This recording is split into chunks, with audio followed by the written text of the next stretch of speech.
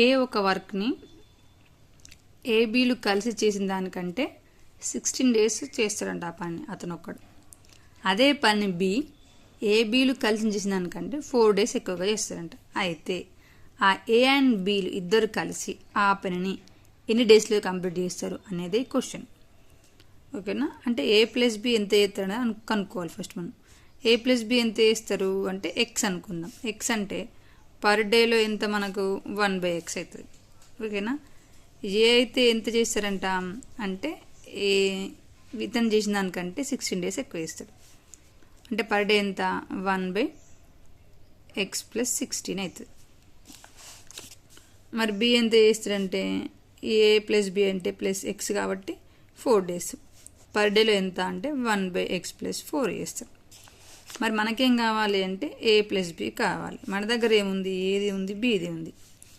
ఏ plus B అంటే ఎంత X అంటే 1/x పర్ డేది. ఇది ఎంత పర్ డే ఎంత x + 16 ప్లస్ బి ఎంత x + 4. ఓకేనా, ఫ్రాక్షన్ మెథడ్లో ఉంది. మనము దీన్ని ఎల్సిఎం చేసుకొని చేయాలి. ఇవే ఉంటాయి, ఎల్సిఎం ఏమి ఉండదు. x + 4 ఓకేనా, x + 4 ప్లస్ x + 16 కింద as it is x + 16 x + 4 ఉంటుంది 1/x.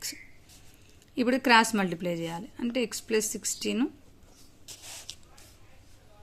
x + 4 = x × x ఏమవుతుంది x². 16 + 4 ఎంత 20 × x. ఇప్పుడు ఏమవుతుంది 2x అవుతుంది. x × x + x 2x. ఇది 2x² + 20x అవుతుంది. ఇదేమవుతుంది x × x x². x + 4 4x.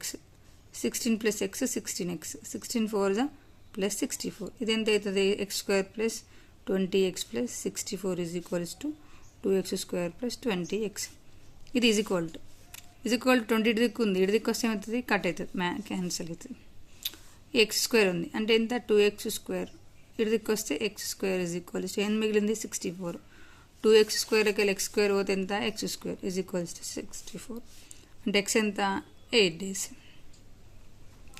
అంటే ఏ ప్లస్ బీలు కలిసి 8 daysలో చేసారని అర్థం.